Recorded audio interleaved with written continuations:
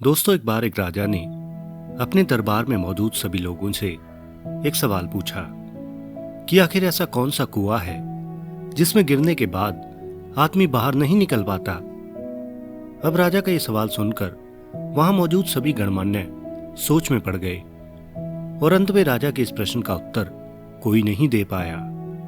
अब दरबार में मौजूद सभी लोगों ने उस राजा को सुझाव दिया कि आप इस प्रश्न का उत्तर राज पंडित से पूछो, क्योंकि पंडित तो सबसे बड़े ज्ञानी होते हैं, उन्हें सब शास्त्रों का ज्ञान बड़े अच्छे से होता है। इसलिए सबके कहे अनुसार आखिर में राजा ने राज पंडित से पूछा कि पंडित, आखिर ऐसा कौन सा कुआं है जिसमें एक बार गिरने के बाद व्यक्ति निकल नहीं पाता। साथ में राजा ने उस पंडित को एक चेतावनी भी दी कि इस प्रश्न का उत्तर 7 दिनों के अंदर अंदर लेकर आना होगा, वरना आपको अभी तक जो इनाम और धन मेरी ओर से दिया गया है वो आपसे वापस ले लिया जाएगा तथा तुम्हें इस नगरी को छोड़कर किसी दूसरी जगह जाना होगा। अब इस तरह वो पंडित छोटा सा मुंह लेकर राजमहल से वापस आ गए। अब उन्हें इस प्रश्न का उत्तर सोचते सोचते कई दिन बीत चुके थे, परंतु उसे इसका कोई भी जवाब नहीं मिला। अब एक दिन वो निराश होकर जंगल की तरफ जा रहे थे, तभी अचानक उनकी भेंट एक गडरिये से हुई।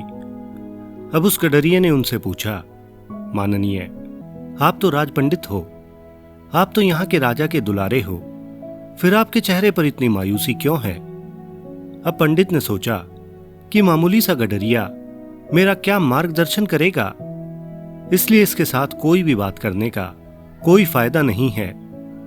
अब ये सोचकर पंडित ने कुछ नहीं कहा और वो आगे की तरफ चल दिया।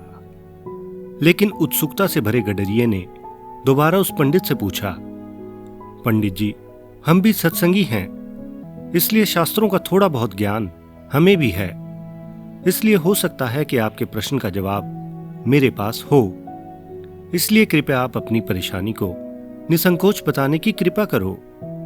अब उसकी बातों से पंडित को लगा कि शायद यह गडरिया उसके काम आ सकता है, इसलिए उस पंडित ने गडरिये को वो प्रश्न बता दिया कि आखिर ऐसा कौन सा कुआं है जिसमें एक बार गिरने के बाद व्यक्ति बाहर नहीं निकल सकता, और साथ ही कहा कि अगर इस प्रश्न का जवाब मुझे कल तक नहीं मिला तो राजा मुझे नगर से निकाल देगा।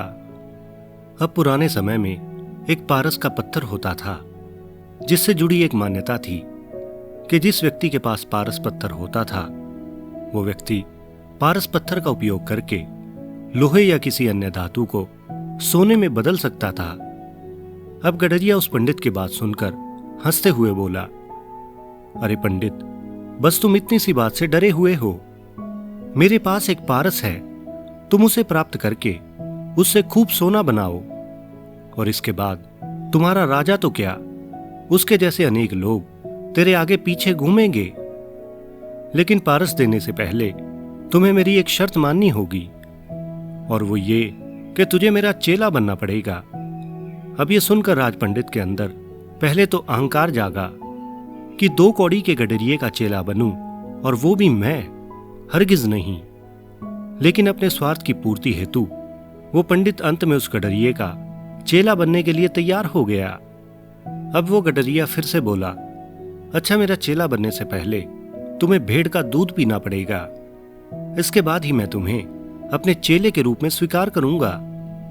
अब इस पर पंडित और गुस्से में आते हुए बोला कि यदि एक बुद्धिमान पंडित भेड़ का दूध पिएगा तो उसकी बुद्धि नहीं मारी जाएगी, इसलिए मैं तो भेड़ का दूध बिल्कुल नहीं पीऊंगा। अब इस पर गडरिये ने बड़े गंभीर स्वर में कहा कि ठीक है, फिर मैं भी तुम्हें वो पारस नहीं दूंगा। अब ये सुनकर वो राज पंडित बोला, अच्छा ठीक है, मैं भेड़ का दूध पीने को तैयार हूं। इसके बाद गडरिया एक और शर्त बताते हुए बोला, अब तो पहले मैं दूध को झूठा करूंगा, फिर उसके बाद तुम्हें उस दूध को पीना पड़ेगा। अब राज पंडित ने फिर से गुस्से से भरे स्वर में कहा कि तू तो हद करता है, पंडित को भला झूठा दूध पिलाएगा। लेकिन अंत में फिर से वो राज पंडित उस गडरिये का झूठा दूध भी पीने को तैयार हो गया। अब इसके बाद तो जैसे गडरिये की एक के बाद एक डिमांड बढ़ती गई।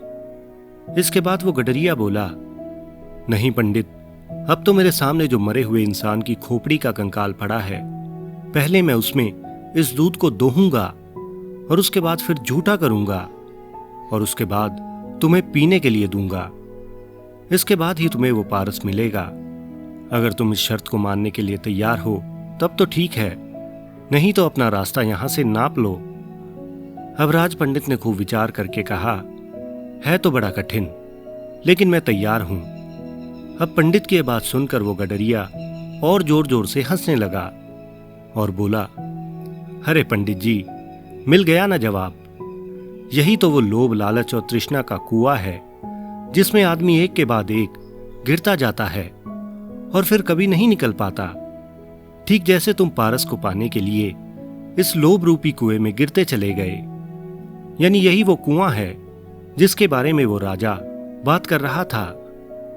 और इस तरह उस गडरिये की बात सुनकर वो पंडित हैरान हो गया।